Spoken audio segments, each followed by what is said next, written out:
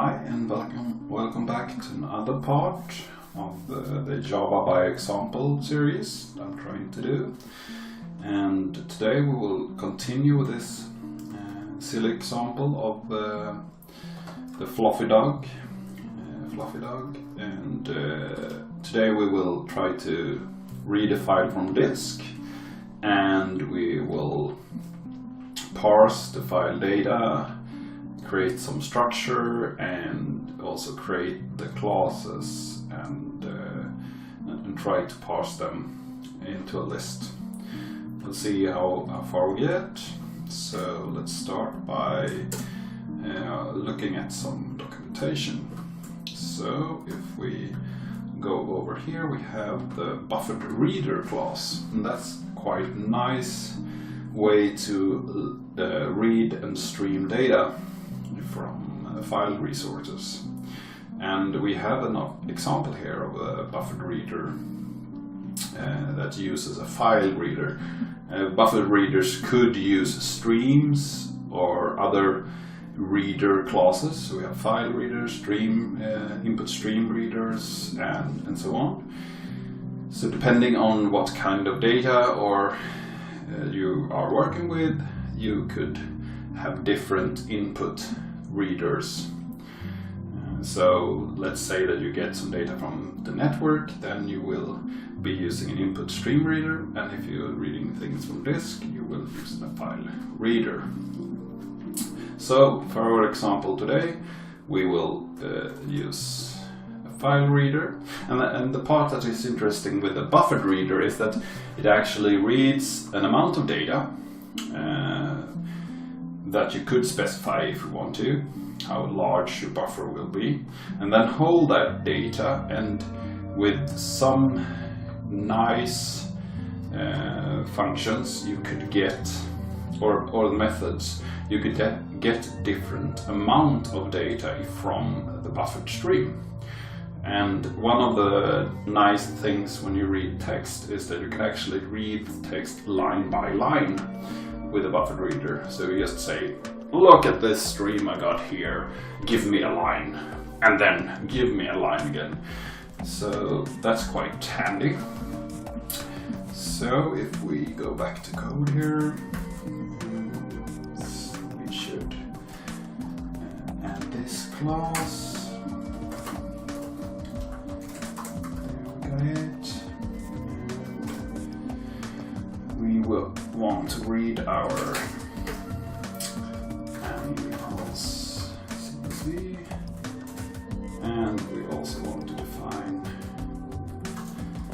this buffered reader, which should be import IO buffered reader.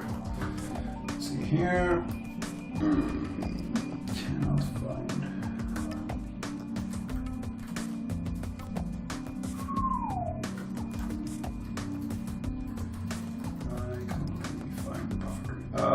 Can't find the file reader, of course.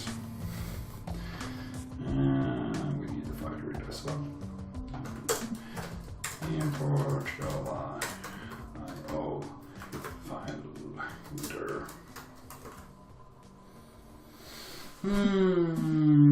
File not found exception could be thrown. That seems reasonable. And in Java you use try-catch statements.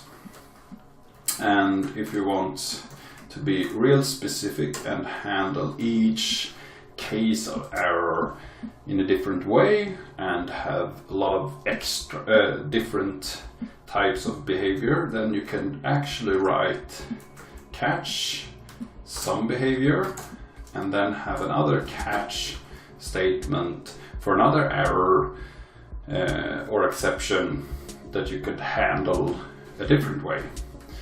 And if you want to be real sloppy and just handle all exceptions in the same way, you could say exception, and then you get all exceptions that extends exception catched by this catch method.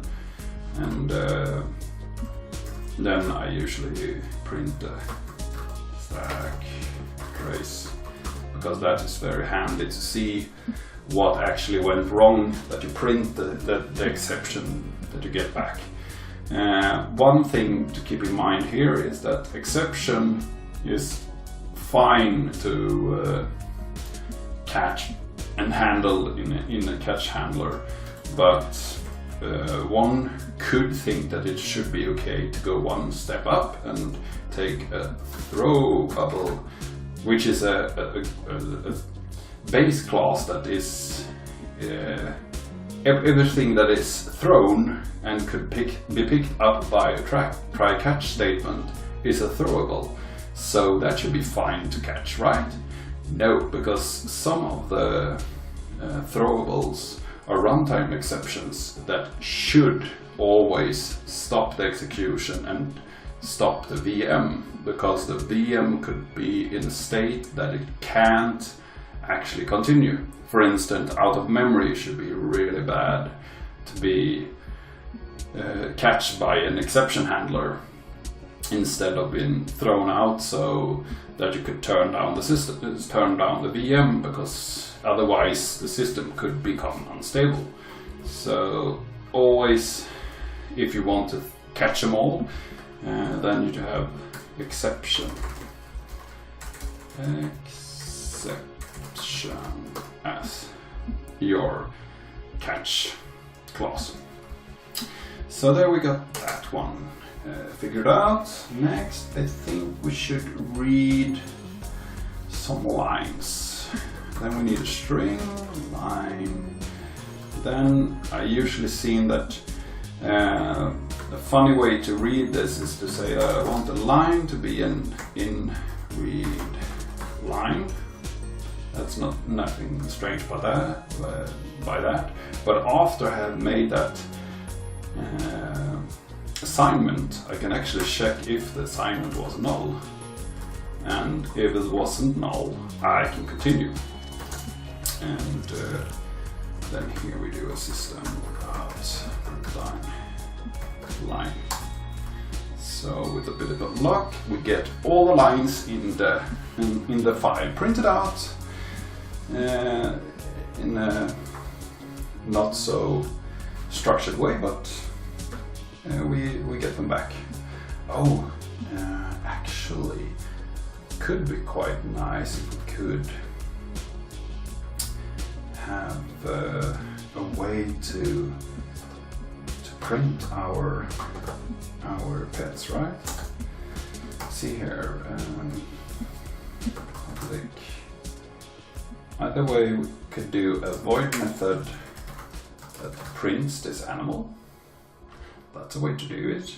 Or we could say that we will return a string on the toString. A toString is a method that is actually implemented in the base class of object, so that you could extend and put your own interpretation on it. So usually you do that to print more data. But this could be quite nice, because then we could do super to string. Let's see here. No, I think I want to do print. Because this example is so simple, so we don't want to do anything with that text. This is just some debugging, I guess. So in this case, I would like to do super print, and also we would like to print line number balls equals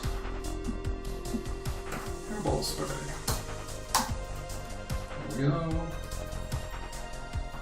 And say that we have this function block as well.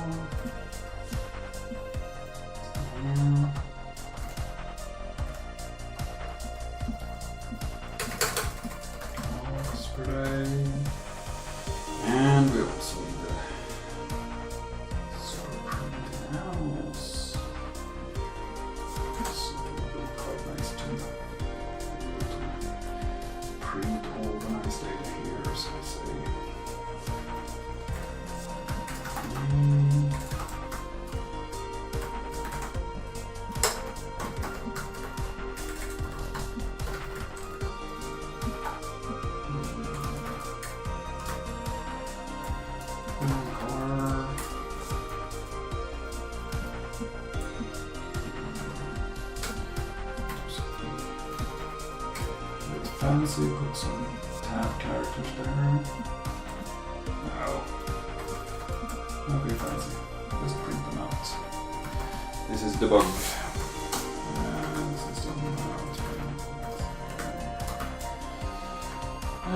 Birthday.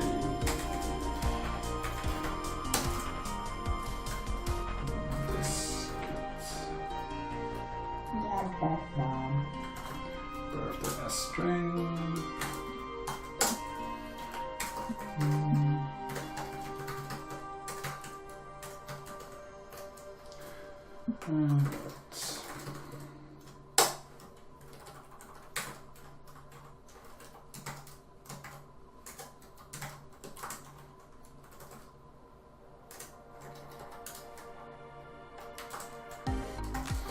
There we go.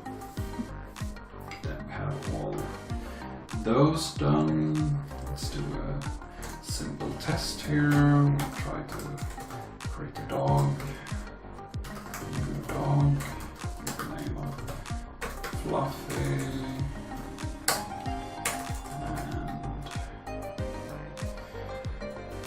And Fluffy was born 2001.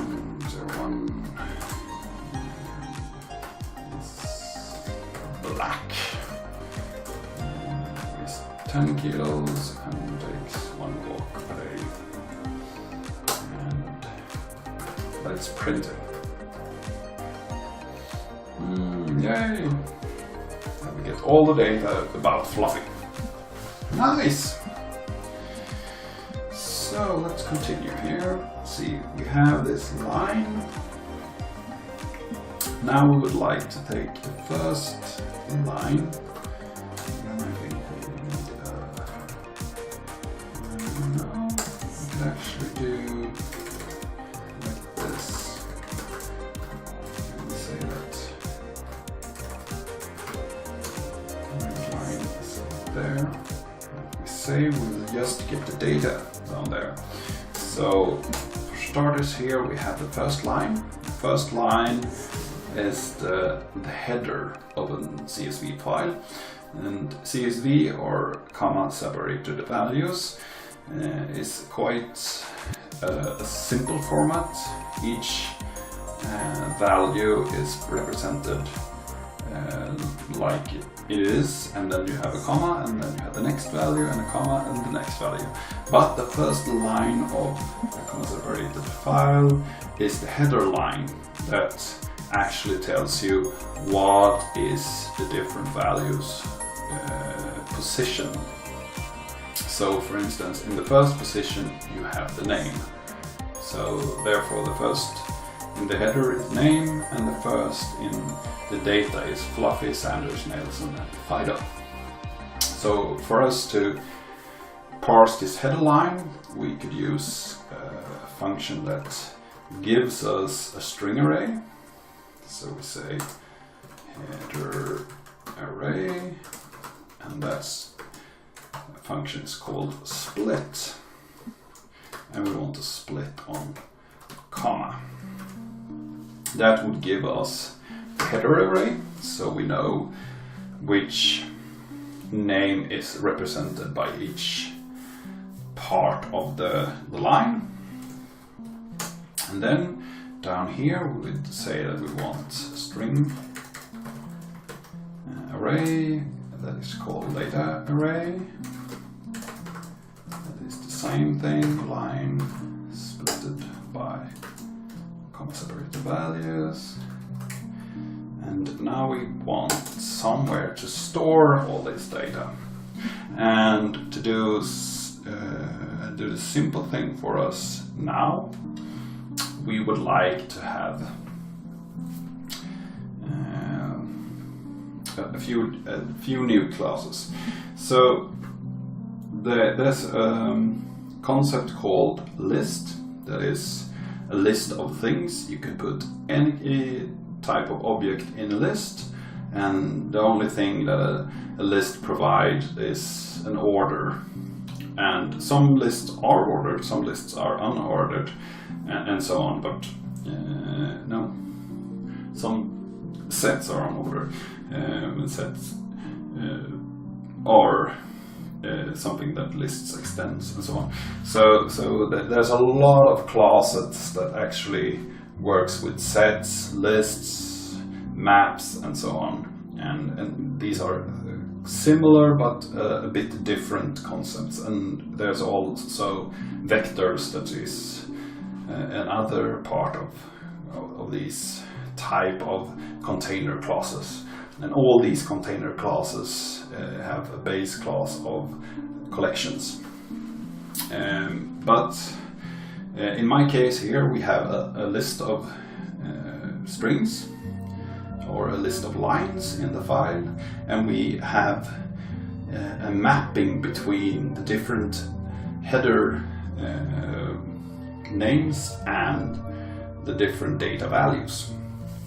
So to illustrate this, we will create a list that is the rows of the file, and this list will contain a map that is the actual data mappings we have inside of the file. And then we have in the first position of the map, that's the key value, and this key value is the string header name. And then we have the data, which is a string, because it's still just string data we get from reading everything from the file. To actual put this data into an object, then we need to do some transformation to get the ints or the floats or whatever we want to read.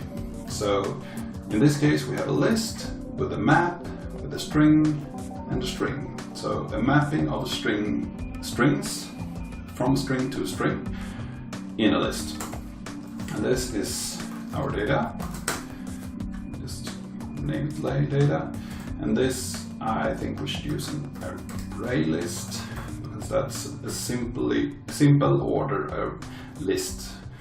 And a hash map is a simple map implementation that just use a hash value to connect the string, the first object to the data object. So in our case, the header object to the data object, or the key to the value.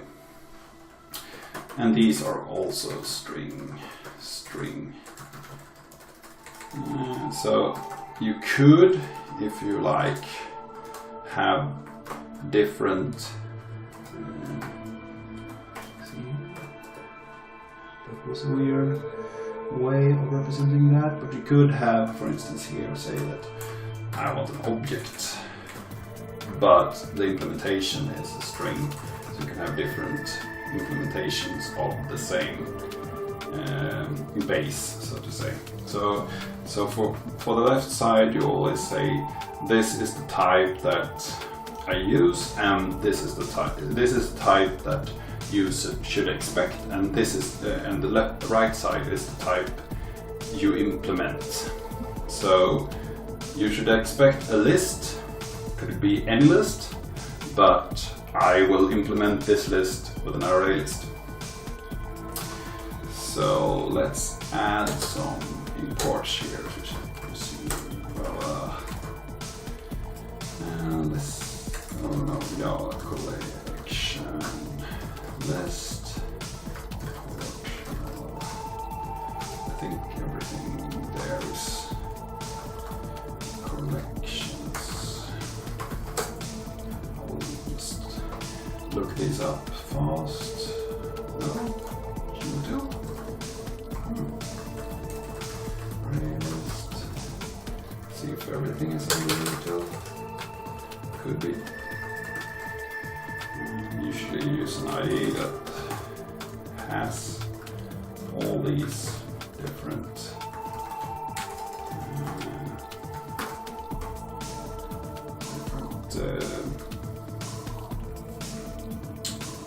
all this information inside of ID, so you don't have to look them up. Let's see here. Error expected.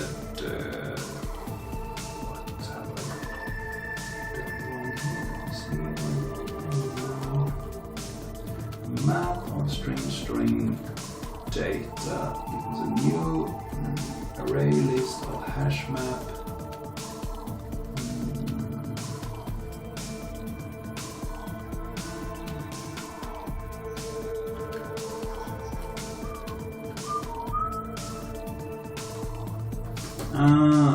Forgot to end this one. Let's see here. Let's do that. Oh, I didn't end the one before either. So easy to see when you get bad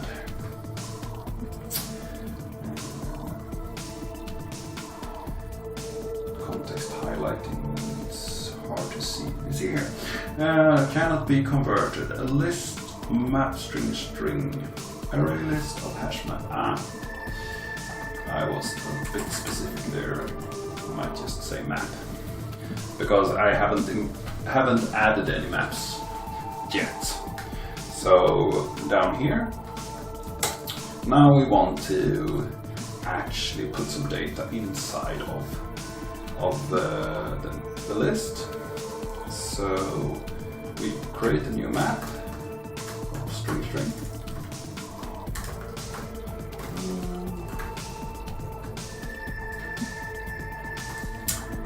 We call that data row. That's a new hash map. And this is one specific row of the file. So we have an array representation here, and now we should change this array representation to a map representation.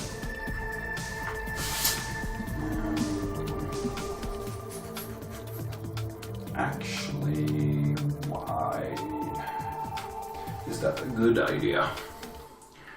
We could do like this and then send a map to the class, so cats and dogs don't need to know anything about how the data actually arrived. Or we could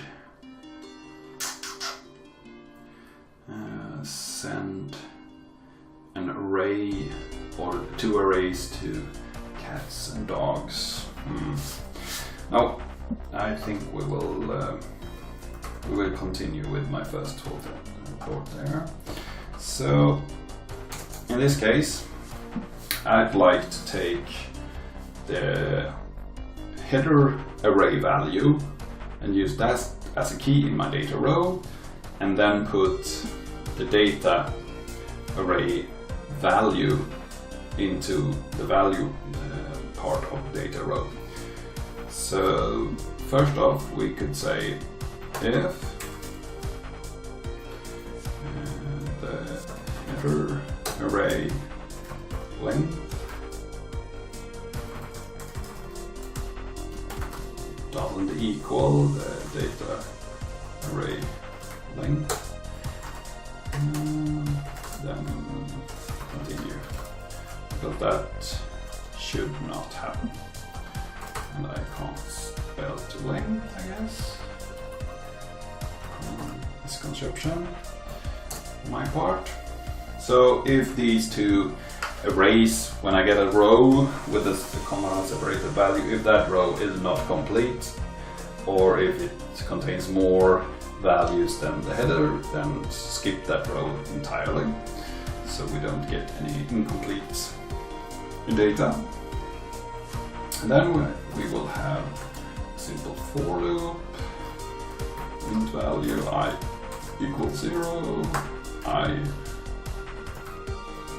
is smaller than the header array length, and we will implement that one. So for each header array value, we will use data row and put header array I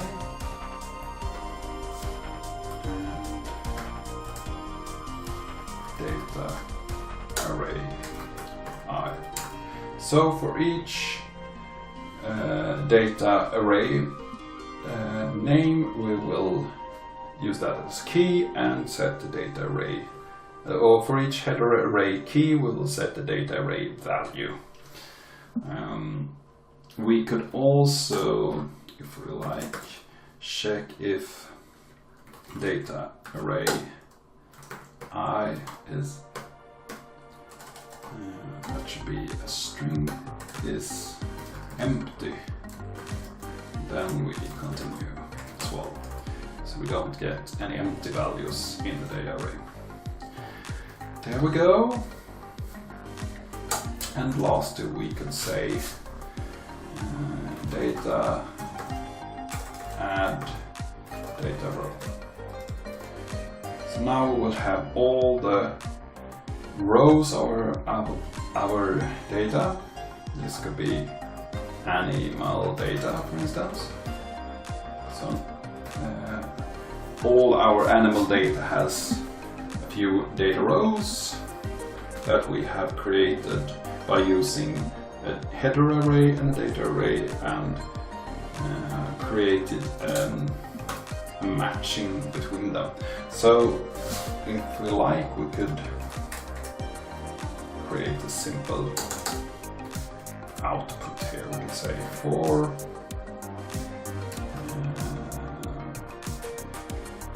map string.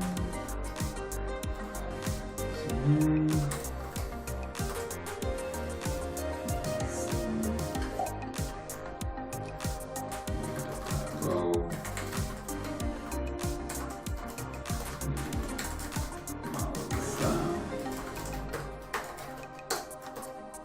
Should be fine.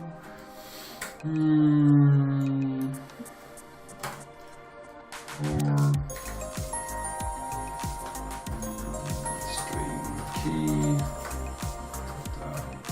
row key set. That's a special function on the data row that gives you a set of all keys in the data row, so you can iterate over the keys and then do a system out line. And then we have the key value, and say that the key value equals the data row get key value. And this will show all the values that we have set. So let's give us some extra context data here, put some rows in. So first we read Fluffy, which is a cat, a white cat that has hairballs per day and a weight. And then we read Nelson, which is of the type cat as well, and also has hairballs per day. So this means that we can't just have an empty here, because that will be removed, it seems. Strange.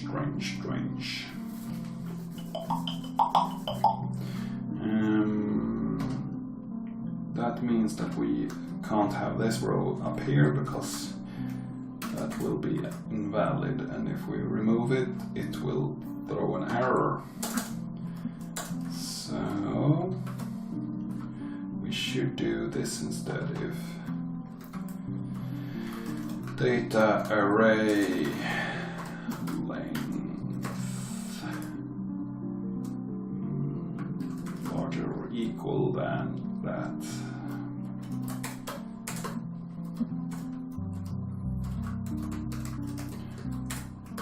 There we go. Let's see here. If data array length is